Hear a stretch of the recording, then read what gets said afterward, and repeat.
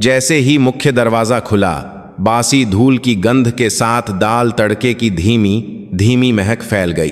पहली छुट्टी पर आया सिपाही रोहन सिंह मन से तो उत्साहित था, लेकिन अपने भारी होते कदमों को नजरअंदाज करने की पूरी कोशिश करते हुए उसने अपने जूते के तस्मे खोले। उसकी उंगलियों के सिरे कांप रहे थे।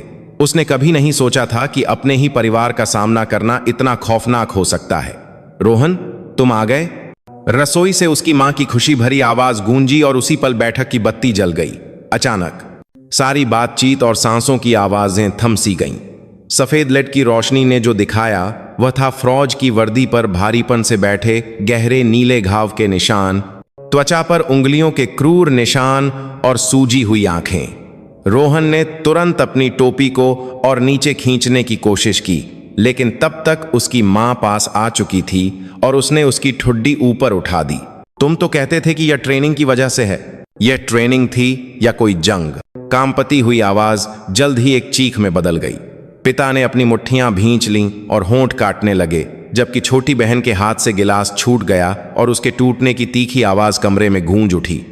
और सोफे पर बैठे सफेद बालों वाले बुजुर्ग विक्रम सिंह, जिनके कंधे शाम की थकान के बाद भी कभी नहीं झुकते थे, अपने पोते का चेहरा देखते ही साफ तौर पर कांप उठे। एक सेवानिवृत्त लेफ्टिनेंट जनरल, भारतीय सेना का एक जीता जागता अफसाना।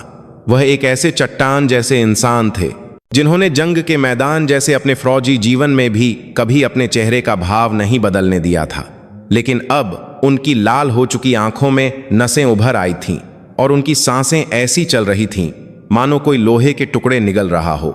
रोहन, यह किसने किया? दादाजी की आवाज किसी गहरी अशांत लहर की तरह थी। रोहन ने सिर हिलाया। ट्रेनिंग के दौरान एक गलती थी दादाजी, मैं गिर गया था। तुम जब झूठ बोलते हो तो अपने कान छूते हो, यह आदत तुम आज तक नहीं बदल पाए। इस एक तीखे वाक्य ने कमरे की हवा को बारूद की गंध से भर दिया, जो किसी भी पल फट सकती थी। दादाजी धीरे धीरे उठे। उनकी सीधी पीठ के विपरीत उनके दोनों हाथ हल्के से कांप रहे थे। यह मुश्किल से काबू किया गया गुस्सा था। उन्होंने अपनी घड़ी देखी और फिर कुछ तय करके अपने कमरे में चले गए।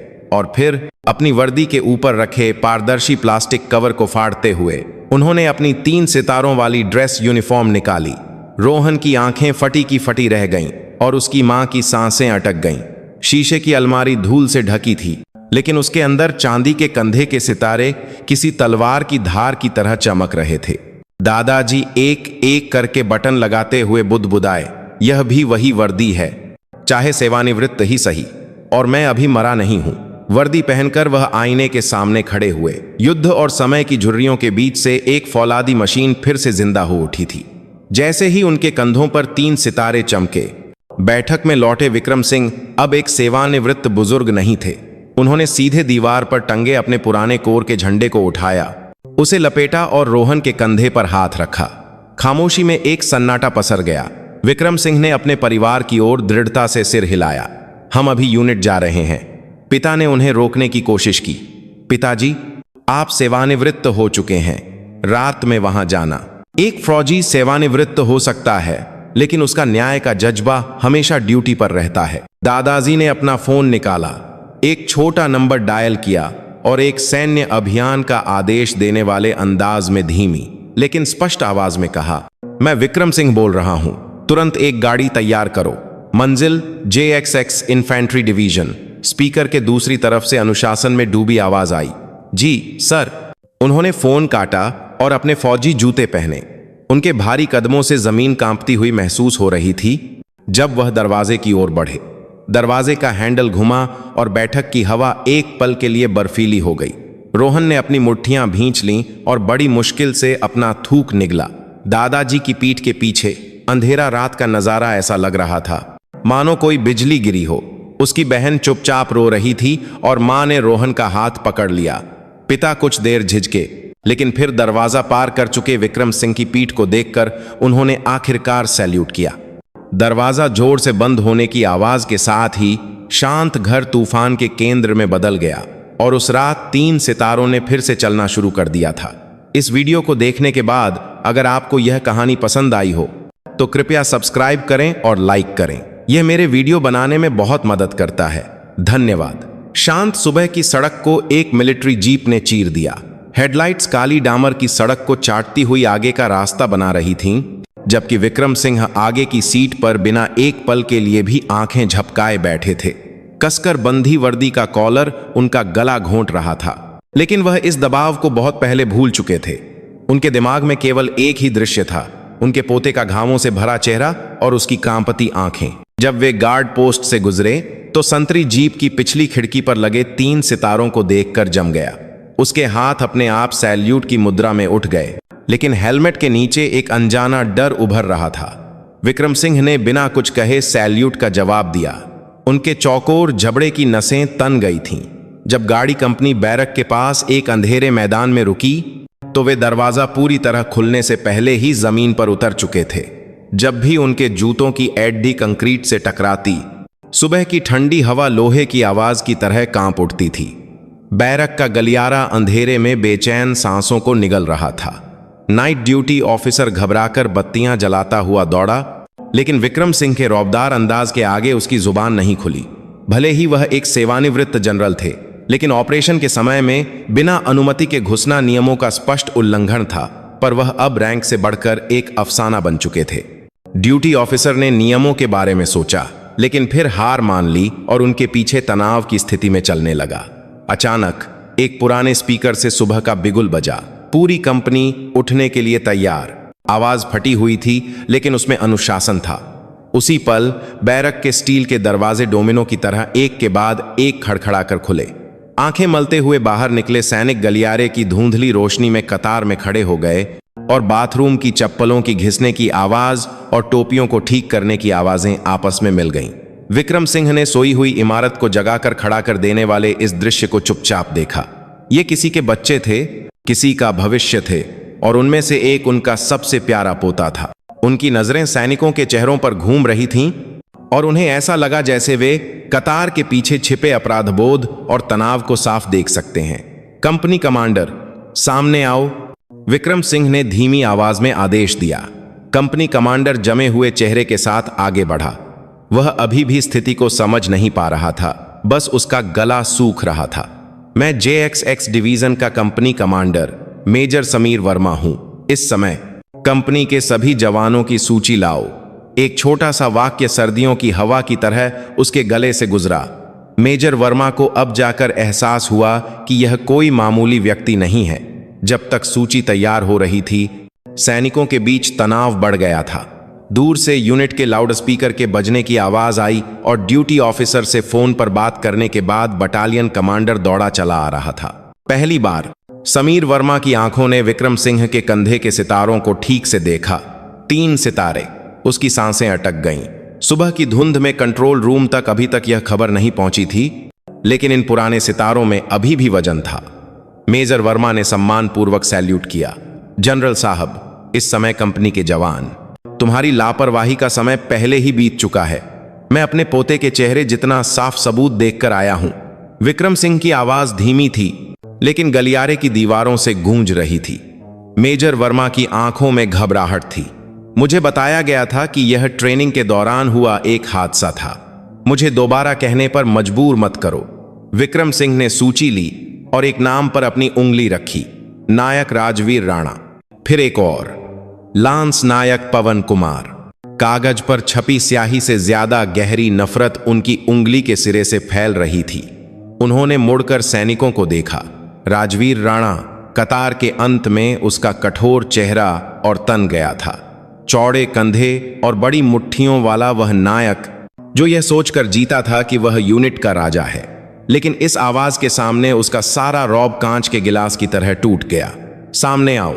राजवीर के होंठ कांपने लगे और वह आगे बढ़ा। अब उसे समझ में आ रहा था कि कुछ देर पहले तक उसे घूर रही निडर आंखें किसकी थीं। उसके बाद पवन कुमार को भी बुलाया गया। दोनों साथ साथ खड़े थे, वर्दी के सितारों की रोशनी में सिकुड़े हुए। अचानक कतार के अंदर से धीमी फुसफुसाहट की आवाजें आने लगीं। किसी ने राहत की सांस लेते हुए कहा, आखिरकार। विक्रम सिंह व्यंग्यात्मक रूप से मुस्कुराए। दोनों अपनी आस्तीनें ऊपर करो। जैसे ही उन्होंने अपनी वर्दी की आस्तीनें ऊपर कीं, उनकी कलाइयों पर बेसबॉल बैट जैसे नीले घाव दिखाई दिए। यह दूसरे सैनिकों के दबे हुए गुस्से के निशान थे। अपराधी और पीड़ित दोनों होने की यह भयानक संरचना सबके सामने उजागर हो गई थी। यह दुश्मन पर तुम्हारी बहादुरी है। विक्रम सिंह की भौहें भी नहीं हिली। मेरे हाथों से बने घावों से ज्यादा गहरे और साफ निशान आज तुम्हारे दिमाग में छप जाएंगे। उसी क्षण डिवीजन कमांडर की गाड़ी अपनी नीली बत्ती चमकाती हुई बैरक के सामने रुकी। दरवाजा खुला और 2 सितारों वाली जनरल की टोपी सुबह की रोशनी में दिखाई दी। Division commander major general Alok Sharma. वह एक ही सांस में सीढ़ियां चढ़ गए और सैल्यूट किया। सर, बस बताइए क्या बात है। उनकी सांसों में घबराहट थी, लेकिन उसके अंदर अपने और अपने मातहतों पर गिरने वाले तूफान का डर भी था। विक्रम सिंह धीरे धीरे मुड़े। मेरे जूनियर, यह मेरी कंपनी में हुआ है और आज से यह घटना मेरे डिवीजन का अपमान होगी। जैसे ही उन्होंने अपनी बात खत्म की, दीवार घड़ी की सुई ने टिक टिक करते हुए सुबह के 4:15 बजा दिए। यह ऐसा था जैसे यूनिट में चल रहे अन्याय की मौत की घंटी बज गई हो। विक्रम सिंह ने एक कमांडर की तरह गहरी सांस ली जो लड़ाई की तैयारी कर रहा हो। अब से मैं सवाल पूछूंगा, कौन, कब, कहां और क्यों, मैं सब कुछ उगलवा लूंगा। झूठ को उसी जगह तोड़ दिया जाएगा और सच किसी की जिंदगी को पूरी तरह निगल जाएगा। शांत गलियारा उस दिन की तरह तनावपूर्ण हो गया जब बहुत पहले युद्ध विराम रेखा के पार से तोपों की गड़गड़ाहट सुनाई दी थी। सैनिकों को एहसास हो गया था कि इस बार असली जंग शुरू हो गई है। इमारत में कहीं एक फ्लोरोसेंट लाइट झपकी और बंद हो गई और सीढ़ियों के नीचे से किसी के दबे हुए रोने की आवाज आई। सुबह की हवा में जैसे ही 3 सितारे और 2 सितारे आमने सामने हुए, डिवीजन के भीतर का अंधेरा एक विशाल सर्चलाइट की रोशनी में नंगा हो गया और उसी जगह विक्रम सिंह ने अपने पोते के चेहरे पर लगे घावों से भी ज्यादा गहरी सजा देने का फैसला कर लिया था। सुबह की हवा एक भारी खामोशी से भरी थी। गलियारे के फर्श पर फैली फ्लोरोसेंट लाइट कांपी और फिर हर बैरक के सामने से फौजी जूतों की धमक गूंजने लगी। डिवीजन कमांडर आलोक शर्मा ने ड्यूटी ऑफिसर का वॉकी टॉकी छीन लिया और बटालियन कमांडर, मिलिट्री पुलिस के कमांडर और मेडिकल ऑफिसर को एक साथ बुलाया। जवाब की आवाजें एक दूसरे से टकरा रही थीं, जबकि विक्रम सिंह कतार के सामने खड़े थे। उनका ऐसा रौब था कि 2 सितारों वाला जूनियर भी बीच में बोलने की हिम्मत नहीं कर सकता था। राजवीर राणा, पवन कुमार, अगर तुम इंसान हो तो मुझे ठीक ठीक बताओ कि मेरे पोते को कितनी जोर से मारा था। राजवीर ने अपना थूक निगला और सिर झुका लिया। बस मजाक था जनरल साहब, मजाक। विक्रम सिंह एक कदम आगे बढ़े और नायक का कंधा कांप गया। उस मजाक से किसी के चेहरे की हड्डी टूट गई। अस्पताल के रिकॉर्ड में भी यह होगा। देर से पहुंचे मेडिकल ऑफिसर ने रोहन की मेडिकल रिपोर्ट निकालकर विक्रम सिंह को दी। एक्सरे में एक मामूली फ्रैक्चर और गंभीर चोटें साफ दिखाई दे रही थीं। उन्होंने दस्तावेजों को ऊंचा उठाकर सैनिकों को दिखाया। क्या यहां जो लिखा है वह एक मजाक का नतीजा है? क्या हड्डियां हौंस रही थीं? अचानक कतार के पीछे से एक दबी हुई सिसकी निकली। जब विक्रम सिंह ने झुके हुए सिरों को ऊपर उठाने के लिए कहा तो एक लहर की तरह कंपी दौड़ गई। आखिरकार एक और सिपाही ने कांपता हुआ हाथ उठाया। मैंने शिकायत करने की कोशिश की थी, लेकिन कंपनी कमांडर ने कहा कि चुपचाप सह लो। हांफता हुआ बटालियन कमांडर सीढ़ियां चढ़कर आया और यह सुनकर वहीं जम गया। मेजर समीर वर्मा का चेहरा सफेद पड़ गया। क्या यह लापरवाही तुम्हारी नौकरी का हिस्सा है? विक्रम सिंह की आवाज तीखी थी। रिपोर्ट को रोकने का कारण लिखो। तुम भी जिम्मेदारी से बच नहीं सकते। तभी बैरक का साइड का दरवाजा जोर से खुला और मिलिट्री पुलिस की एक टीम दौड़ती हुई अंदर आई। काले बाजूबंद पहने हुए कमांडर ने डिवीजन कमांडर को सैल्यूट किया और पीड़ित की हिरासत के कागजात पेश किए। डिवीजन कमांडर ने कुछ देर कागजों को देखा और फिर कांपते हाथों से मुहर लगा दी। हस्ताक्षर करते समय पेन की नोक कागज को फाड़ने पर तुली थी। हथकड़ियों की धातु की खनक गलियारे में गूंज उठी। राजवीर ने कमजोर सा प्रतिरोध किया और फिर घुटनों के बल गिर पड़ा, जबकि पवन का चेहरा सफेद पड़ गया और वह बस होंठ हिलाता रहा। कतार के बीच से सांसों और सिसकियों की आवाजें आने लगीं। किसी ने हिम्मत जुटाई। मुझे भी मारा गया था, मुझे भी। एक टूटे हुए बांध की तरह पीड़ित सैनिकों के बयान आने लगे। कलाई पर जलने के निशान, पसलियों में मामूली फ्रैक्चर, कैंटीन में छीनी गई तनख्वाह। विक्रम सिंह एक एक करके सब कुछ लिखते गए और नाम के आगे लाल गोले बनाते गए। वे लाल निशान उन घावों के निर्देशांक थे जिन्हें अब और नहीं छिपाया जा सकता था। वॉकी टॉकी पर डिवीजन के कानूनी दफ्तर से आपातकालीन अलर्ट जारी होने की सूचना मिली। उसी समय राजवीर के पिता ऑपरेशंस के chief major general Harshad Rana को स्थिति की रिपोर्ट दी गई। फोन उठाने वाले डिवीजन कमांडर का चेहरा इतना कठोर था कि उसे पढ़ा नहीं जा सकता था, लेकिन फोन के दूसरी तरफ से दबंग आवाज आने से पहले ही विक्रम सिंह ने रिसीवर छीन लिया। मेजर जनरल राणा, याद है मैं कौन हूं? एक पल की खामोशी। यह तुम्हारे बेटे ने किया है। अगर उसे बचाने की कोशिश की तो मैं पहले तुम्हारे सितारे छीन लूंगा। टुक। फोन कट गया और डिवीजन कमांडर की सांसें भारी हो गईं। उसने सिर झुका लिया और आगे कोई बहस नहीं की। सुबह 5 बजे यूनिट के अनाउंसमेंट सिस्टम का स्पीकर कर्कश ध्वनि के साथ चालू हो गया। सभी जवान तुरंत परेड ग्राउंड पर इकट्ठा हों। पूरे डिवीजन में फैली यह आवाज एक अभूतपूर्व आपातकालीन बुलावा थी। यह खबर कि यह आदेश सीधे 3 सितारों वाले जनरल ने दिया है, जवानों के बीच बिजली की तरह फैल गई। परेड ग्राउंड पर जमा हुए सैकड़ों सैनिकों के सामने विक्रम सिंह मंच पर चढ़े। बर्फ जैसी ठंडी सुबह की जमीन पर सैनिकों के जूते कांप रहे थे। लाल सूरज निकलने से ठीक पहले अंधेरे आसमान के नीचे चमकते 3 सितारे पूरी सेना को देख रहे थे। अब से यह डिवीजन एक विशेष जांच दल के नियंत्रण में होगी। हिंसा, पैसे की वसूली, उत्पीड़न, सब कुछ रिपोर्ट करो। जो इसे छिपाएगा वह भी अपराधी माना जाएगा। रिपोर्ट करने की तुम्हारी हिम्मत की रक्षा मैं करूंगा। यह सुनकर वर्दी पहने नौजवानों के चेहरों पर जटिल भावनाएं उमड़ पड़ी। कुछ ने अपनी मुट्ठियां भींच लीं और रो पड़े, जबकि कुछ ने राहत की सांस ली। जैसे ही सूरज ने पूर्वी पहाड़ी पर रोशनी डाली, मिलिट्री पुलिस के 4 वाहन राजवीर, पवन और 6 अन्य साथियों को लेकर परेड ग्राउंड से निकल गए। हर वाहन के लोहे के दरवाजे बंद होने पर कतार के पीछे से दबी हुई खुशी की आवाजें आईं। डिवीजन कमांडर आलोक शर्मा ने सिर झुकाए हुए मंच के नीचे से फिर से सैल्यूट किया। सर, मैं पूरे डिवीजन की तरफ से माफी मांगता हूं। विक्रम सिंह ने कुछ देर के लिए आंखें बंद कीं और फिर जवाब दिया, माफी मुझे नहीं, सिस्टम को मांगनी चाहिए। आज से इसे ठीक करो। लाल सूरज अभी अभी उग रहा था। 3 सितारों और 2 सितारों ने अपनी चमक खो दी थी और आसमान के नीचे परेड ग्राउंड के बीच में एक पुराना सैन्य झंडा लहरा रहा था। उस हवा को चीरते हुए विक्रम सिंह धीरे धीरे मंच से नीचे उतरे। उनके कदमों के पीछे सैनिकों की तनावपूर्ण खामोशी धीरे धीरे संकल्प में बदल रही थी। शायद यही वह पल था जब यूनिट ने पहली बार अपने ही लोगों पर भरोसा करना सीखा था। जब सूरज पूरी तरह से सिर पर आ गया तो परेड ग्राउंड की धूल भरी जमीन सोने की तरह चमक रही थी। आपातकालीन सभा समाप्त होने के बाद सैनिक अपनी बैरकों में लौट गए, लेकिन किसी ने भी चैन की सांस नहीं ली।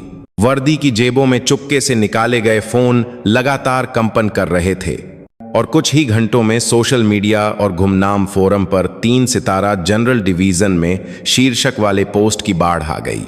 सेना के आंतरिक संदेश बोर्ड पर भी विशेष जांच दल की प्रक्रिया की घोषणा की गई, जिससे गलियारों में लगातार फुसफुसाहट होती रही। जो सैनिक आमतौर पर दीवारों से चिपके रहते थे, वे अब एक दूसरे को देखकर फुसफुसा रहे थे। क्या सच में कुछ बदलेगा? विक्रम सिंह ने डिवीजन के कानूनी दफ्तर के एक अस्थायी जांच कक्ष में अपना ठिकाना बनाया। डिवीजन कमांडर बगल के कमरे से लगातार ऊपर रिपोर्ट भेज रहा था और मिलिट्री पुलिस के कमांडर की आंखें लाल होने तक पीड़ितों के बयान इकट्ठा कर रहा था। सुबह तक 30 शिकायतें आ चुकी थीं। पीड़ित सैनिकों की संख्या 17 थी। रोहन का चेहरा एक चिंगारी बन गया था, जिसने एक छिपे हुए बारूद के पूरे गोदाम में विस्फोट कर दिया था। एक ड्यूटी ऑफिसर ने चाय का कप रखते हुए सावधानी से पूछा, जनरल साहब, आपको दोपहर का भोजन करना चाहिए। विक्रम सिंह ने चाय का कप उठाए बिना ही कागजात पलटे। उनकी कलाई पर बंधी घड़ी में 12 बज चुके थे। खाने के समय में एक और रिकॉर्ड लिखो। यह सुनकर ऑफिसर गहरा झुककर बाहर चला गया। उसी क्षण जांच कक्ष का दरवाजा जोर से खुला और सफाई से दाढ़ी बनाया हुआ एक अधेड़ उम्र का व्यक्ति ब्रीफकेस लेकर अंदर आया। उसकी गहरी वर्दी पर एक चमकता हुआ चांदी का गरुड़ एक ब्रिगेडियर था। सेना की जांच एजेंसी से एक विशेष अधिकारी खुद आया था। उसने बिना किसी हिचकिचाहट के सैल्यूट किया और सीधे बिना नाम वाली अस्थाई मेज पर खड़े होकर अपनी रिपोर्ट खोली। जनरल साहब, आरोप गंभीर हैं, अत्याचार, वसूली और चोट को छिपाने की कोशिश। चूंकि आरोपी एक सेवारत जनरल का सीधा रिश्तेदार है, मुझे पता है विक्रम सिंह दृढ़ थे, इसीलिए तुम्हें बुलाया गया है। ब्रिगेडियर ने एक गहरी सांस के साथ कागज पलटा। पीड़ितों के बयान बहुत ज्यादा हैं। कंपनी कमांडर, बटालियन कमांडर, यहां तक कि डिवीजन कमांडर तक की कमांड जिम्मेदारी साफ है और ऊपर से हस्तक्षेप के भी संकेत हैं। लेकिन समस्या मेजर जनरल हर्षद राणा है। जैसे ही विक्रम सिंह ने नाम लिया, ब्रिगेडियर ने सिर हिलाया। मेजर जनरल ने पहले ही लॉबिंग शुरू कर दी है, मीडिया का इस्तेमाल, इंसाराइन पर दबाव, और उन्होंने एक निजी लॉ फर्म को भी काम पर लगा लिया है। वे मामले को बाहर फैलने से पहले ही समझौते और सज्जा कम करने की कोशिश कर रहे हैं। विक्रम सिंह ने फाइल बंद की और अपनी सीट से उठे। अब कोई समझौता नहीं होगा, सिर्फ कानून और नियम होंगे। उन्होंने अपनी टोपी उठाई और गलियारे से बाहर निकल गए। सैन्य अभियोजन के अस्थायी ब्रीफिंग रूम की ओर जाते समय फोन की घंटी बार बार बज रही थी। सेना मुख्यालय के इंसा विभाग, रक्षा मंत्रालय के निरीक्षण कार्यालय, यहां तक कि संसद की रक्षा समिति के अधिकारी भी सभी एक ही आवाज में कह रहे थे, शांति से, समझदारी से, छवि का ध्यान रखें। हर बार विक्रम सिंह ने अपने फोन को बंद कर दिया। ब्रीफिंग रूम में कैमरों की चमक और पत्रकारों के सफेद नोटपैड तेज चाकुओं की तरह चमक रहे थे। रक्षा मंत्रालय को कवर करने वाले पत्रकारों ने उकसाने वाले सवाल पूछे। क्या एक सेवानिवृत्त जनरल का सैन्य जांच में हस्तक्षेप करना अधिकारों का उल्लंघन नहीं है? क्या यह सितारों का निजी बदला नहीं है? विक्रम सिंह ने अपनी वर्दी को ठीक किया और संक्षिप्त में घोषणा की, यह निजी बदला नहीं है। मैंने अपनी वर्दी फिर से इसलिए पहनी है क्योंकि मैं जिम्मेदारी का वजन नहीं भूलना चाहता। मेरे ये 3 सितारे उन सैनिकों के आंसुओं से कमाए गए हैं जिन्होंने यूनिट में खून पसीना बहाया है। आज मैं उन आंसुओं की रक्षा करने आया हूं। फ्लैश लगातार चमक रहे थे। उनके शब्द रक्षा मंत्रालय की ब्रीफिंग से ज्यादा शक्तिशाली थे। प्रेस के सबसे पीछे एक निजी लॉ फर्म का वकील सादे कपड़ों में भावहीन चेहरे के साथ खड़ा था। उसके फोन की स्क्रीन पर एक संदेश था, मेजर जनरल, मीडिया की लड़ाई हार गए। दोपहर 3 बजे सैन्य अभियोजन मुख्यालय में गिरफ्तारी वारंट की सुनवाई से पहले संदिग्धों की अंतिम सूची तय हो गई। नायक राजवीर, राणा और पवन कुमार, 6 साथी। लापरवाही के आरोप में कंपनी और प्लाटून कमांडर, मामले को दबाने के आरोप में बटालियन कमांडर और पद के दुरुपयोग के आरोप में मेजर जनरल हर्षद राणा तक। 12 पीड़ित, 23 आरोपी। यह डिवीजन के इतिहास की सबसे बड़ी आंतरिक जांच थी। लेकिन शाम तक एक अप्रत्याशित जवाबी हमला हुआ। रक्षा मंत्रालय के एक वरिष्ठ अधिकारी के नाम से एक आधिकारिक पत्र डिवीजन को फैक्स किया गया। इसमें जांच के अधिकार क्षेत्र का समायोजन के नाम पर कुछ मामलों को मिलिट्री पुलिस से अभियोजन मुख्यालय को स्थानांतरित करने का निर्देश था। सतह पर यह एक प्रक्रियात्मक कदम लग रहा था, लेकिन असल में यह समय बर्बाद करने की एक चाल थी।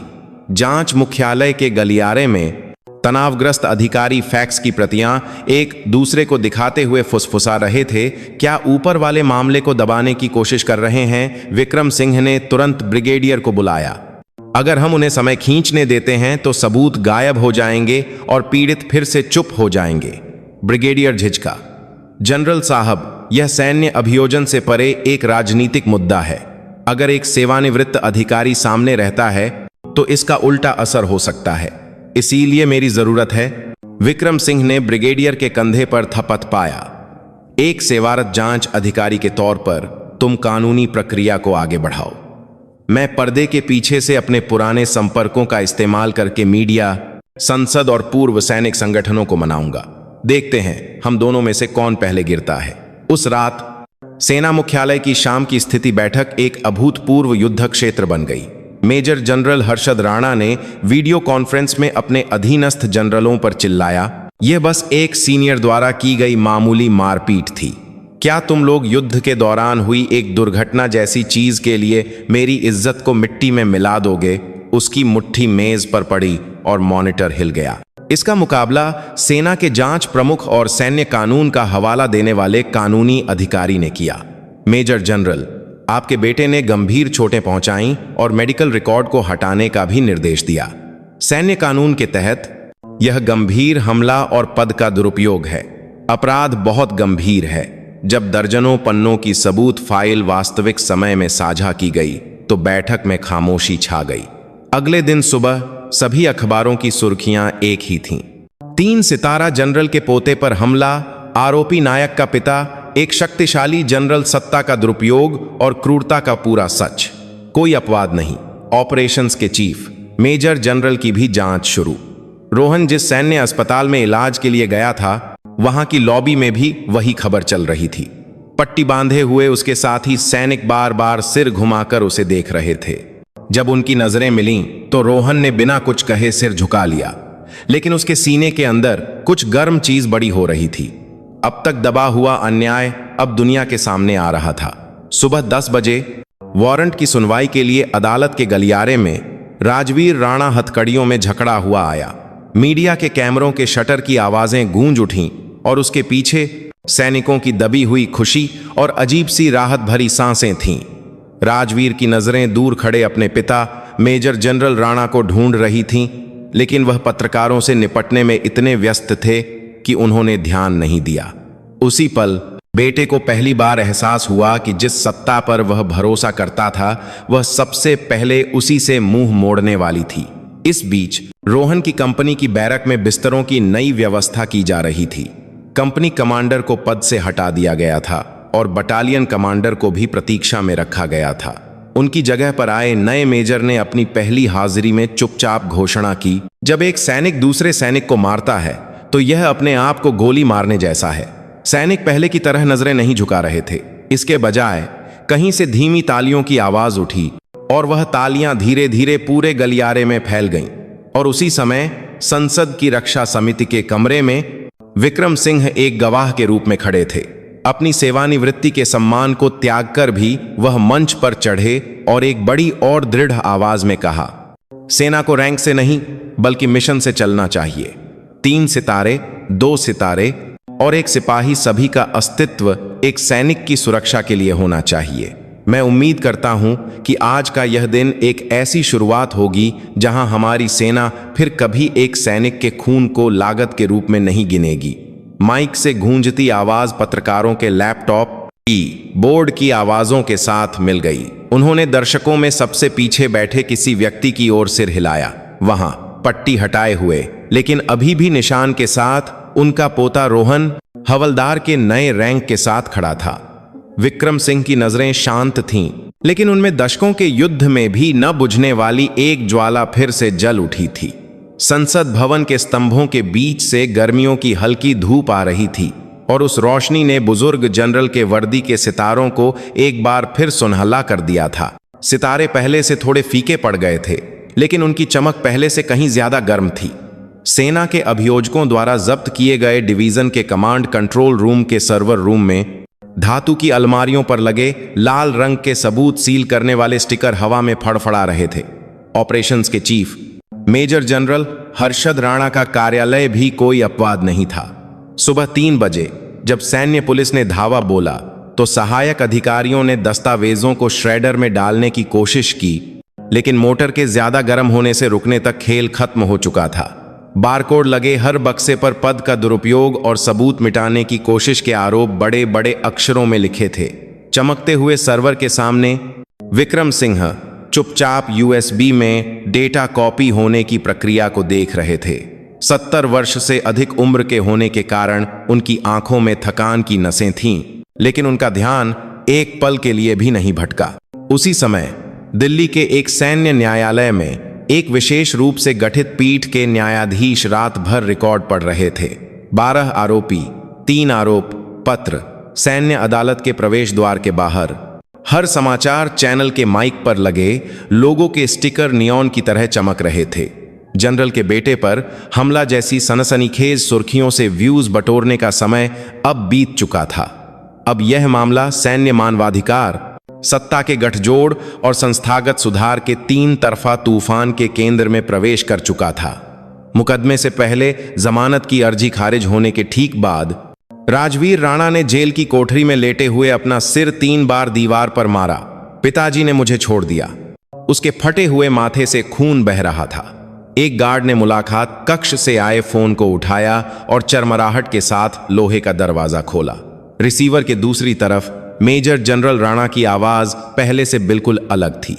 बेटा, मैं अब तुम्हें नहीं बचा सकता। कृपया सच्चे दिल से माफी मांग लो।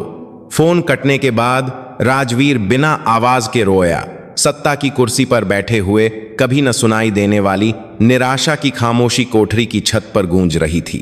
रोहन सैन्य अस्पताल के मनोवैज्ञानिक पुनर्वास केंद्र में अपने आघात का इलाज करवाते हुए भी हर दिन मुकदमे की प्रगति पर नजर रखता था। हवलदार का नया रैंक उसकी वर्दी पर अभी भी अजीब लगता था, लेकिन अब वह सिर नहीं झुकाता था। जब काउंसलर ने पूछा, क्या तुम्हारा गुस्सा खत्म हो गया है, तो रोहन कुछ देर चुप रहा और फिर जवाब दिया, गुस्सा खत्म नहीं हुआ है।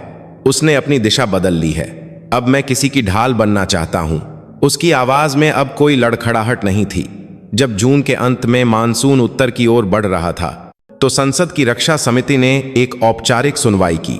दर्शकों की पहली पंक्ति में विक्रम सिंह, तीसरी पंक्ति में पट्टियां बांधे पीड़ित सैनिकों के परिवार और सबसे पिछली पंक्ति में मेजर जनरल राणा की पत्नी बैठी थीं।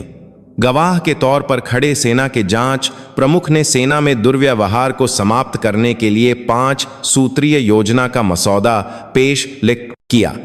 पीड़ित को तुरंत अलग करना, वरिष्ठ अधिकारियों की लापरवाही पर कोई सहिष्णुता नहीं, एक स्ट्राइक नियम, आंतरिक और बाहरी संयुक्त निगरानी और सैन्य पुलिस और अभियोजकों की स्वतंत्रता को मजबूत करना। कमरे में खामोशी थी। फिर धीरे धीरे सभी दलों की ओर से तालियों की आवाज गूंजने लगी। लेकिन उस रात एक बड़ा धमाका हुआ। रक्षा मंत्रालय के बेसमेंट पार्किंग के सीसीटीवी में सूट पहने 3 अज्ञात व्यक्ति सर्वर रूम का सुरक्षा दरवाजा तोड़ने में विफल होने के बाद भागते हुए पकड़े गए। जब यह पुष्टि हुई कि उनमें से एक मेजर जनरल राणा का पूर्व सहायक था, तो मामले ने व्यक्तिगत गलती या अपवाद के दायरे को पूरी तरह से तोड़ दिया। सेना के भीतर संगठित भ्रष्टाचार, संस्थागत रूप से छिपाने की कोशिश, सत्ता का दुरुपयोग। अखबारों ने स्याही सूखने से पहले ही नई सुर्खियां छाप दी। सुनवाई के 2 दिन बाद आखिरकार पहला औपचारिक सैन्य मुकदमा शुरू हुआ। अदालत का फर्श फौजी जूतों और औपचारिक जूतों की आवाज से गूंज रहा था। दर्शकों में सबसे पीछे खड़े रोहन ने राजवीर को आरोपी के कटघरे में सिर झुकाए रोते हुए देखा। न्यायाधीश का सवाल तीखा था। आरोपी ने पीड़ित के चेहरे पर मुक्का मारकर उसकी गाल की हड्डी में मामूली फ्रैक्चर किया। क्या तुम इसे स्वीकार करते हो? हाँ, मैं स्वीकार करता हूं। अदालत के स्पीकर ने एक समय के राजा रहे नायक की कांपती आवाज को सोनोमामा प्रसारित किया। उसके बाद जब पवन कुमार ने कांपती आवाज में कबूल किया, यह मैंने करने को कहा था, तो कोर्टरूम में हलचल मच गई, लेकिन जल्द ही शांत हो गई। दर्शकों में कहीं से एक गहरी सांस की आवाज आई। न्यायाधीश ने अंतिम सुनवाई की तारीख 1 हफ्ते बाद तय की। बाहर निकलते समय पत्रकारों ने फ्लैश चमकाते हुए पीड़ितों से एक बयान मांगा। रोहन ने माइक की ओर मुड़कर संक्षिप्त में जवाब दिया, घाव रह जाने से डर नहीं लगता, बदलती नहीं जो सेना, उससे ज्यादा डर लगता है।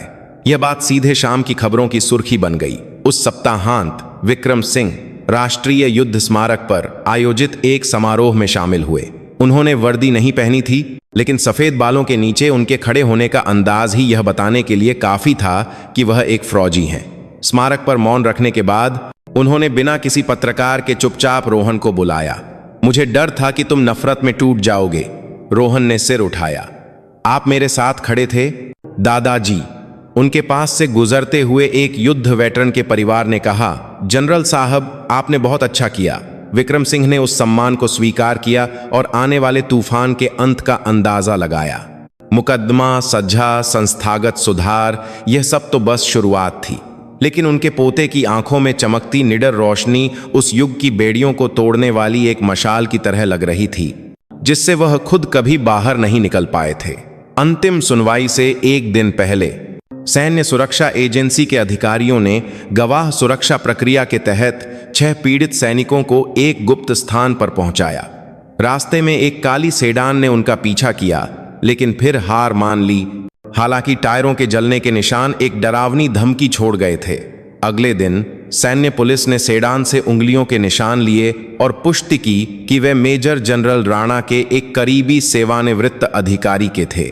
यह रिकॉर्ड, जिसे छिपाया नहीं जा सकता था, अभियोजन मुख्यालय के साथ भी साझा किया गया। अंतिम सुनवाई के दिन अदालत के सामने वर्दी पहने सैनिकों ने स्वेच्छा से बनाए गए शून्य सहिष्णुता के प्लेकार्ड लेकर एक पंक्ति बनाई। हर कार्ड पर लिखा था, वह सीनियर नहीं, साथी है, छिपाना सेवा नहीं है। न्याय की कोई छुट्टी नहीं होती। जिन सैनिकों को कोर्ट रूम में प्रवेश नहीं मिला, वे स्मार्टफोन पर लाइव स्ट्रीमिंग के माध्यम से मुकदमे को देख रहे थे।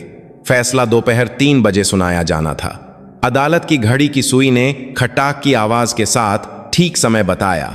आरोपी राजवीर राणा 4 साल 6 महीने की कैद, सैन्य कानून की धारा के तहत गंभीर हमला, अवैध हिरासत और क्रूरता का दोषी।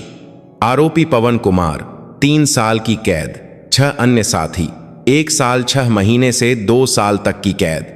Company commander major Sameer Verma 2 साल की कैद और सेवा से बर्खास्तगी। बटालियन कमांडर पद से हटाकर 1 साल की निलंबित सज्जा। ऑपरेशंस के chief major general Harshad Rana पद से हटाकर कोर्ट मार्शल के लिए भेजा जाएगा। पद के दुरुपयोग और सबूत मिटाने की साजिश के आरोप में फैसला सुनाए जाने के बाद कोर्टरूम में सुई गिरने जैसी खामोशी थी, लेकिन दर्शकों के एक कोने से तालियां बज उठीं। 1-2 तालियां जल्द ही एक लहर बन गईं और कोर्टरूम के बाहर गलियारे, सीढ़ियों और बाहरी चौक तक फैल गईं। कोई रोया, किसी ने व्हीलचेयर पर बैठे अपने भाई को गले लगा लिया और किसी ने छुट्टी पर आए हुए एक कोने में कांपते हाथों से अपने साथी को फोन करके कहा, हमने कर दिखाया। कोर्टरूम से बाहर निकलते हुए रोहन से एक पत्रकार ने पूछा, क्या आपको लगता है कि यह अब खत्म हो गया है? रोहन ने कुछ देर सिर झुकाया और फिर धीरे धीरे सिर हिलाया। नहीं, मुझे लगता है कि यह अब शुरू हुआ है। उस जवाब के पीछे विक्रम सिंह धीरे धीरे चले और अपने पोते के कंधे को थाम लिया। जलती हुई दोपहर की धूप में दोनों की परछाइयां एक दूसरे से मिल गईं। वह परछाई एक जनरल के 3 सितारों और एक हवलदार के अभी चमकना शुरू हुए रैंक को जोड़ती हुई भारी और मजबूत लग रही थी। और दूर आसमान में काले बादल छोंट रहे थे और देर से गर्मियों का नीला आसमान दिखाई दे रहा था। वर्दी का एक बटन हवा में चमका। आज का फैसला अतीत को दफनाने वाला कोई पत्थर नहीं, बल्कि एक नई शुरुआत की चिंगारी बनने वाला था। विक्रम सिंह और रोहन ने बिना कुछ कहे सिर उठाकर उस आसमान को देखा।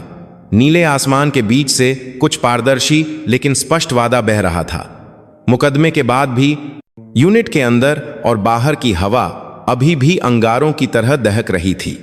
फैसला सुनाए जाने के अगले दिन सैन्य अदालत की दीवार पर रात भर में गुस्से और उम्मीद से भरे नारे लिख दिए गए। असली साथी को बचाओ, चुप्पी भी अपराध है। सुबह की गश्ती टीम ने पेंट लेकर उसे मिटाने की कोशिश की, लेकिन किसी ने फिर से साफ अक्षरों में लिख दिया। मिटाने पर भी जो बचा रहा वह यह था कि अब पीछे नहीं हटेंगे। मेजर जनरल हर्षद राणा ने हिरासत में लिए जाने से पहले अपने अंतिम बयान में कहा कि सेना का सम्मान टूट गया है, लेकिन उनकी खाली मेज पर नए नियुक्त जनरल ने एक पारदर्शी फाइल स्टैंड रख दिया था। सबसे आगे के पन्ने पर लाल स्याही से मोटे अक्षरों में लिखे गए नियम संशोधन का मसौदा था। दुर्व्यवहार और उसे छिपाने पर तत्काल पद से बर्खास्तगी। उसके बगल में हस्ताक्षर के लिए एक पेन रखा हुआ था। अतीत का सम्मान चला गया था, लेकिन एक नए नाम का सम्मान उस जगह को भरने लगा था। डिवीजन एक हफ्ते में एक प्रयोगशाला की तरह बदल गया। हर बैरक में शिकायत बक्से लगाए गए और मिलिट्री पुलिस की गश्ती गाड़ियों ने रात में गश्त बढ़ा दी। सबसे बढ़कर शाम की हाजिरी से पहले मानवाधिकार शिक्षा एक औपचारिकता न रहकर एक वास्तविक बहस का मंच बन गई। सैनिक पहले तो झिझकते हुए सिर झुकाते थे, लेकिन धीरे धीरे वे अपने साथ हुई घटनाओं और देखी गई बातों को बताने लगे। जब उनकी जुबान लड़खड़ाती और हाथ कांपते तो कोई पीछे से उनकी पीठ थपथपाता। वे सीख रहे थे कि सेना में साहस अब हिंसा सहने की क्षमता नहीं है, लेकिन जवाबी हमला भी जोरदार था। पद से हटाए गए कुछ अधिकारियों ने गुमनाम सामुदायिक वेबसाइटों का उपयोग करके यह फैलाना शुरू कर दिया कि नागरिक तर्क से सैन्य अनुशासन को तोड़ा जा रहा है। यहां तक कि यह साजिश भी फैलाई गई कि 3 सितारा जनरल का भी राजनीति के लिए इस्तेमाल किया गया। इन पोस्ट पर सैकड़ों टिप्पणियां आईं, जिससे यह भ्रम पैदा हुआ कि सब कुछ पहले जैसा हो सकता है। विशेष रूप से कुछ बाहरी इकाइयों में शिकायत करने वाले सैनिकों को यूनिट को बदनाम करने वाला कहकर चुपचाप अलग थलग करने के मामले सामने आए। रोहन ने छुट्टी से लौटने के बाद पहले सप्ताहांत में यूनिट के अस्थायी कैफे में पीड़ित सैनिकों की एक बैठक बुलाई। उसने माइक के सामने अपना गला साफ किया और शांति से बोलना शुरू किया। मेरे साथ जो हुआ वह बुरी किस्मत की वजह से नहीं, बल्कि एक कमजोर व्यवस्था की वजह से संभव हुआ। आज अगर हम गवाही देना बंद कर देंगे तो कोई और उसी बुरी किस्मत का शिकार होगा। उसकी बात खत्म होने से पहले ही पीछे से एक हाथ उठा। वह एक सिपाही था जिसके चेहरे पर निशान थे। मैं भी बोलूंगा। तुरंत 5, 6 और हाथ उठ गए। हवा में तैरता डर एक दृढ़ संकल्प में बदल रहा था। बैठक का वीडियो यूनिट के प्रसारण नेटवर्क पर लाइव प्रसारित किया गया। जिस चैनल पर कभी अपराधियों की गालियां और हौंसी गूंजती थी, अब उसे खून से भी ज्यादा गहरी सच्चाई भर रही थी। दूर दिल्ली में उस वीडियो को देखने वाले नए सैनिकों के माता पिता ने रात में रक्षा मंत्रालय के शिकायत कक्ष में धन्यवाद का फोन किया। लगता है कि जिस जगह हमारा बच्चा सेवा करेगा वह थोड़ी बेहतर हो जाएगी। विक्रम सिंह ने संसद में जिस सितारों के वजन की बात की थी वह अब सैनिकों के कंधों पर महसूस होने लगी थी। लेकिन अंतिम प्रतिरोध सबसे अंधेरी जगह से उठा। सजा तय होने के बाद राजवीर के एक रिश्तेदार जो एक निजी सैन्य आपूर्तिकर्ता था को गवाहों को खरीदने की कोशिश के आरोप में गिरफ्तार कर लिया गया। उसने सैन्य मुकदमे को पलटने के लिए पीड़ित सैनिकों के परिवारों को बड़ी रकम की पेशकश की और मना करने पर उन्हें सेना में हमेशा के लिए दफन कर दिए जाने की धमकी दी। अभियोजकों द्वारा जब्त किए गए फोन से उसका एक ग्रुप चैट सामने आया जिसमें एक मजाकिया संदेश भी था। एक 3 सितारा दादाजी को तो हम जन्मत से ही दफन कर देंगे। जिस रात यह खबर फैली, विक्रम सिंह ने अपने घर के अध्ययन कक्ष में बैठकर अपने पुराने युद्ध पदकों का डिब्बा निकाला। लाल मखमल में रखे पदकों में से एक वीर चक्र को अपनी उंगलियों से सहलाते हुए उन्होंने पहली बार एक गहरी सांस ली। यह एहसास उनके सीने पर भारी था कि यह लड़ाई शायद युद्ध से भी लंबी हो सकती है। तभी दरवाजे की घंटी बजी। दरवाजा खोलने पर यूनिट से अभी लौटा रोहन खड़ा था। उसके चेहरे पर नई त्वचा थोड़ी लाल दिख रही थी। दादाजी, एक अनुरोध है, बोलो। इस महीने की यूनिट की ब्रीफिंग में आप भी मेरे साथ चलिए। सेना के प्रतिनिधियों का एक दल आ रहा है और जिन लोगों को हमारे सैनिकों की आवाज सुननी चाहिए उनके लिए आपकी मौजूदगी बहुत बड़ी ताकत होगी। विक्रम सिंह ने अपनी आंखें सिकोड़ी, अपने पोते के कंधे को देखा और फिर सिर हिलाया। मैं सितारे वर्दी के अंदर ही रखूंगा, वे दिखावा लगते हैं। रोहन मुस्कुराया। उन सितारों की नहीं, आपकी कहानी ही काफी है। कुछ दिनों बाद डिवीजन के सभागार के मंच पर हेडसेट पहने विक्रम सिंह खड़े थे। पीछे की स्क्रीन पर लिखा था, हमारा साहस जारी रहेगा। उन्होंने एक जनरल की शक्तिशाली आवाज के बजाय एक धीमी और सरल लहजे में कहा, सेना में बदलाव का मतलब है एक सैनिक के दिन का बदलना, और उस दिन को बदलने का अधिकार सितारों के पास नहीं, बल्कि एक दूसरे पर नजर रखने वाली आंखों और सुनने वाले कानों में है। सभागार में भरे हुए नौजवान वर्दीधारियों ने अपनी सांसें रोक लीं। उनके भाषण के बाद संसदीय दल के लैपटॉप स्क्रीन पर एक पॉपअप आया। दुर्व्यवहार पर 12 और शिकायतें प्राप्त हुईं। उनमें से आधी नई स्थापित शिकायत पेटियों के माध्यम से आई थीं।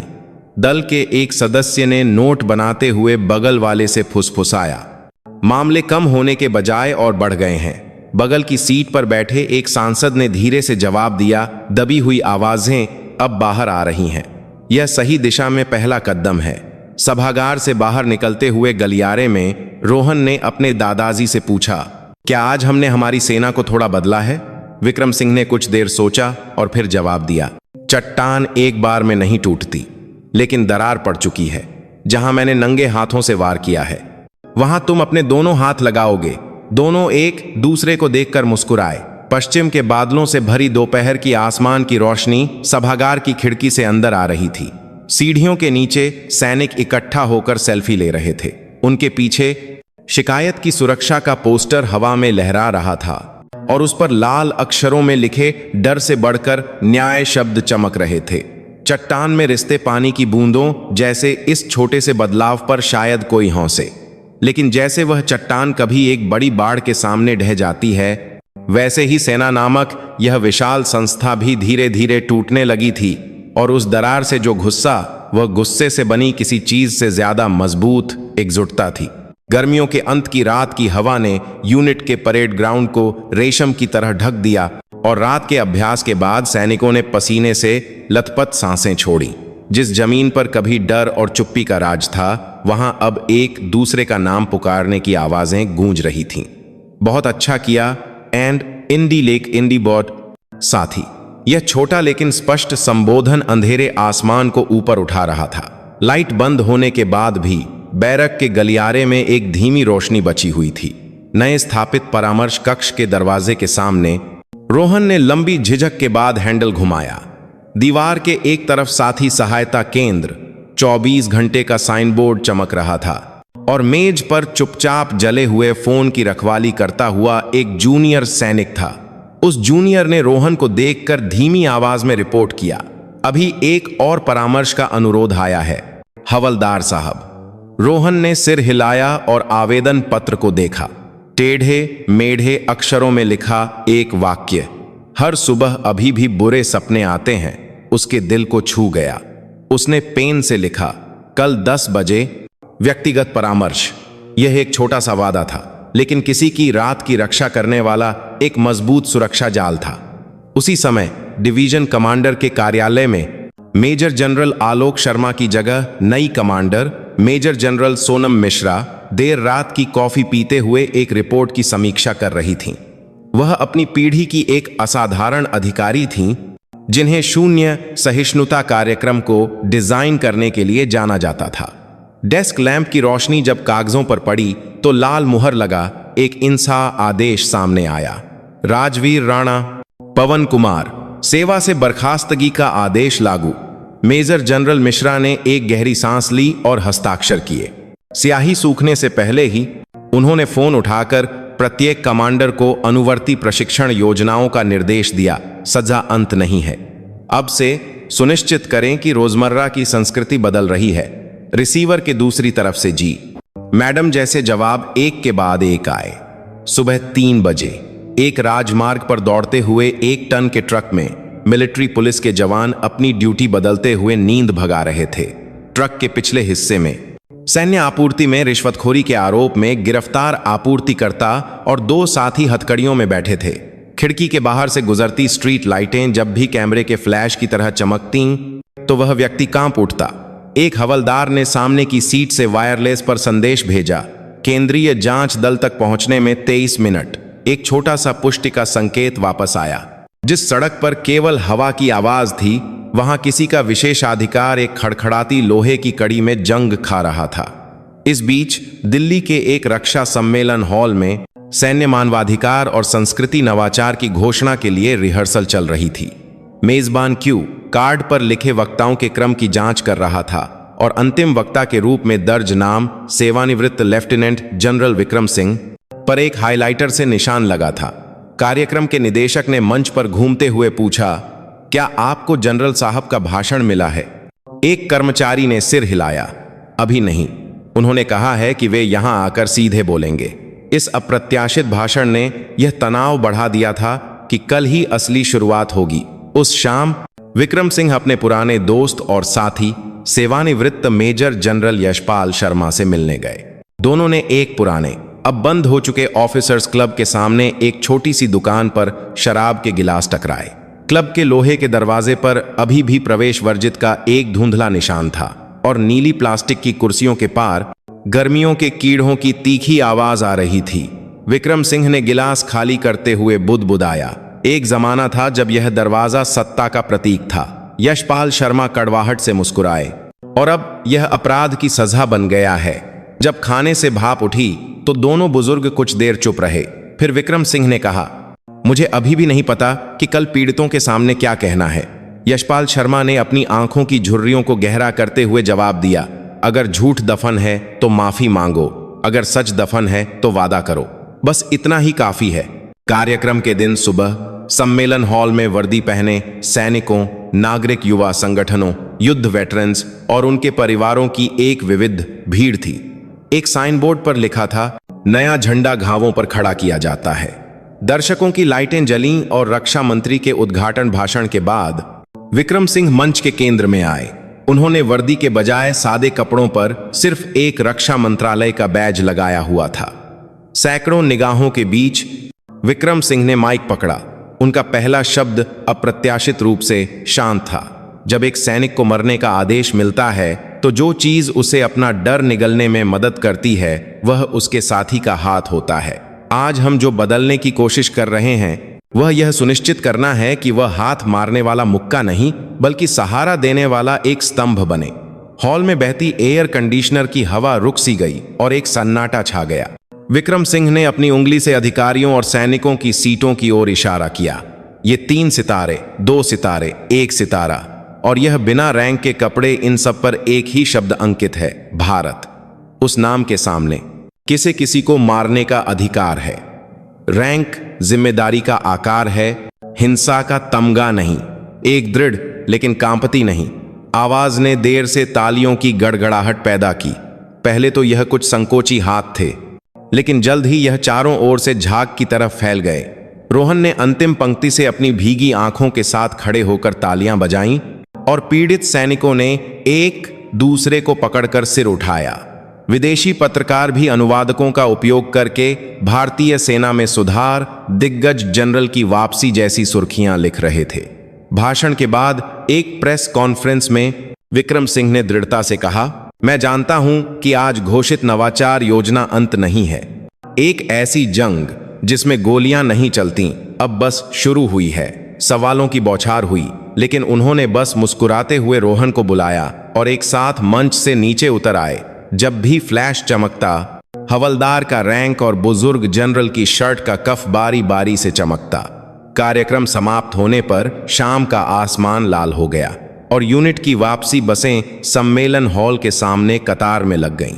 जाती हुई बस की खिड़कियों से सैनिकों ने अपनी हथेलियों पर लिखे हिम्मत शब्द को एक दूसरे को दिखाकर मुस्कुराया। फोन की स्क्रीन पर किसी का बनाया हुआ एक छोटा वीडियो चल रहा था, जिसमें रोहन का कहा हुआ बदलती नहीं, जो सेना उससे ज्यादा डर लगता है, वाक्य इंचा की छवियों के साथ संपादित होकर तेजी से फैल रहा था। लाइक की संख्या हर सेकंड बढ़ रही थी। जब आखिरी बस चली गई तो पार्किंग के एक कोने में खड़े विक्रम सिंह और रोहन ने एक दूसरे को देखा। लाल सूर्यास्त की रोशनी दोनों के कंधों को एक साथ जोड़ती हुई लंबी परछाई बना रही थी। विक्रम सिंह ने कहा, अब आगे बढ़ने की तुम्हारी बारी है। रोहन ने सिर हिलाया, जी दादाजी, लेकिन मैं चाहता हूं कि जब मैं पीछे मुड़कर देखूं तो आप वहां हो। बुजुर्ग जनरल ने यह सुनकर अपनी कमर सीधी की और मुस्कुराए, मैं पीछे ही रहूंगा, बस थोड़ा दूर। रात उतरते ही परेड ग्राउंड पर फिर से अंधेरा छा गया, लेकिन यह अंधेरा पहले जैसा नहीं था। हवा में फैलती हल्की हंसी, खिड़की से आती गिटार की आवाज, सुबह की ड्यूटी के लिए दौड़ते कदमों की आवाज, यह सब एक दूसरे को गले लगाते हुए अनुशासन बना रहे थे। चट्टान की दरार में रिश्ता हुआ छोटा सा पानी का करतरा अब उस दरार को चौड़ा करके एक नदी बनने की तैयारी में था, और आसमान में एक मुड़ा हुआ अर्धचंद्र था।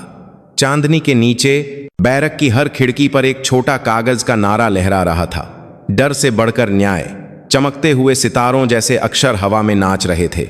उस रोशनी के अंत में, जहां वह कभी पहुंचेगी, रैंक के धातु से ज्यादा मजबूत एक एकजुटता बढ़ रही थी। सूर्यास्त की आखिरी रोशनी जब पूरी तरह से गायब हो गई तो यूनिट के ऊपर आसमान में एक एक करके तारे जल उठे। लेकिन उस दिन सबसे चमकीला सितारा आसमान में नहीं बल्कि लोगों के दिलों में जल रहा था। जब नवंबर में पतझड़ गहरा रहा था तो सेना के पहले साथी सहायता केंद्र का औपचारिक उद्घाटन हुआ। उद्घाटन समारोह में रोहन ने सैन्य बैंड के बजाय साथी सैनिकों के गिटार की धुन पर अपना भाषण दिया। हम अपने घावों को छिपाएंगे नहीं बल्कि एक दूसरे का मरहम बनेंगे। उसकी बात खत्म होने पर तालियां और आंसू एक साथ मिल गए। रोहन के नाम के आगे अब हमले का शिकार नहीं बल्कि संस्थापक निदेशक का पदनाम था। विक्रम सिंह उस दिन दर्शकों के आखिरी छोर पर चुपचाप कार्यक्रम का विवरणिका मोड़ रहे थे। सितारों से ज्यादा मजबूत एकजुटता का नारा एक लहर की तरह गूंज रहा था और स्पीकर से सैनिकों की हंसी आ रही थी। उन्हें अचानक अपने युवा दिनों की याद आई जब उन्होंने युद्ध के मैदान में अपना पहला सितारा हासिल किया था। यह अनगिनत रातों के बाद मिला एक सितारा था, लेकिन आज जो वजन वह महसूस कर रहे थे वह उस समय से अलग था। उस सितारे को पहनने के पल से ज्यादा यह जानना कि उस सितारे को कब उतारना है आज ज्यादा भावुक और गर्मजोशी भरा था। उस हफ्ते की शाम मेजर जनरल सोनम मिश्रा ने रक्षा मंत्री को शून्य सहिष्णुता पायलट कार्यक्रम की पहली प्रगति रिपोर्ट सौंपी।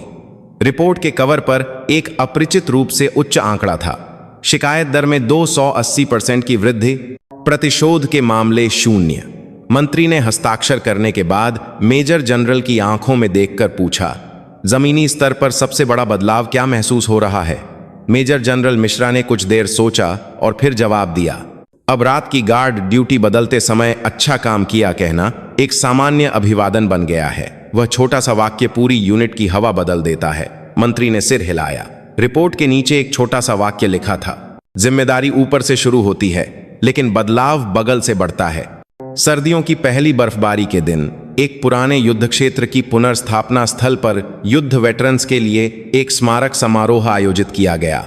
विक्रम सिंह और रोहन ने एक साथ फावड़ा उठाकर चुपचाप मिट्टी हटाई।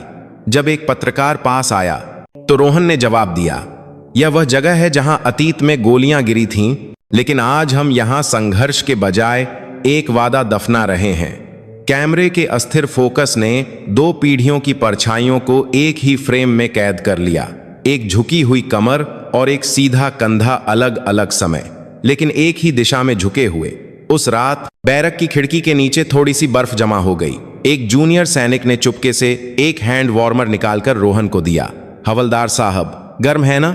रोहन ने मुस्कुराते हुए हैंड वार्मर वापस किया और कहा, अगले ड्यूटी वाले को भी जरूर देना। एक छोटी सी गर्मी एक हाथ से दूसरे हाथ में गई और अनुशासन अब नियमों से नहीं बल्कि देखभाल से पैदा हो रहा था। विक्रम सिंह ने आखिरकार सैन्य नवाचार सलाहकार समिति का पद अस्वीकार कर दिया। मेरी भूमिका समाप्त हो गई है। यह छोटा सा पत्र छोड़कर वह अपनी पत्नी के साथ एक छोटे से गांव में चले गए। इसके बजाय उन्होंने अपने पोते को अपनी पुरानी सैन्य अकादमी की नोटबुक दी। रणनीति और युक्तियों के नोट से भरे हर पन्ने के बीच में लाल पेंसिल से लिखा एक ही वाक्य था, एक मजबूत सेना बनने के लिए पहले एक मजबूत इंसान बनो। एक मजबूत इंसान कभी कमजोर पर हाथ नहीं उठाता। रोहन ने उस नोटबुक को अपने बिस्तर के पास रखा और जब भी वह अपनी ड्यूटी लॉग लिखता तो हर बार एक पन्ना फिर से पढ़ता। नोटबुक के आखिरी पन्ने पर एक नया नोट जोड़ा गया था, एक मजबूत इंसान पहले अपने बगल वाले का हाथ पकड़ता है। सितारों के नीचे बर्फ पर चलते हुए एक रात रोहन ने अपनी गार्ड ड्यूटी बदलने के बाद आसमान की ओर देखा। साफ हवा में सितारों का एक झुंड ऐसा लग रहा था मानो अभी बरस पड़ेगा। अचानक उसे लगा कि उन अनगिनत सितारों से भी ज्यादा चमकीली कोई चीज उसके सीने में धड़क रही है। यह अब रैंक की धातु नहीं थी, यह अन्याय से उठ खड़े हुए साथियों के नाम थे। डर पर काबू पाने वाला साहस था और आखिर तक हाथ न छोड़ने वाली एकजुटता की रोशनी थी। वह रोशनी चट्टान की तरह मजबूत थी और सितारों से भी ज्यादा समय तक रहेगी।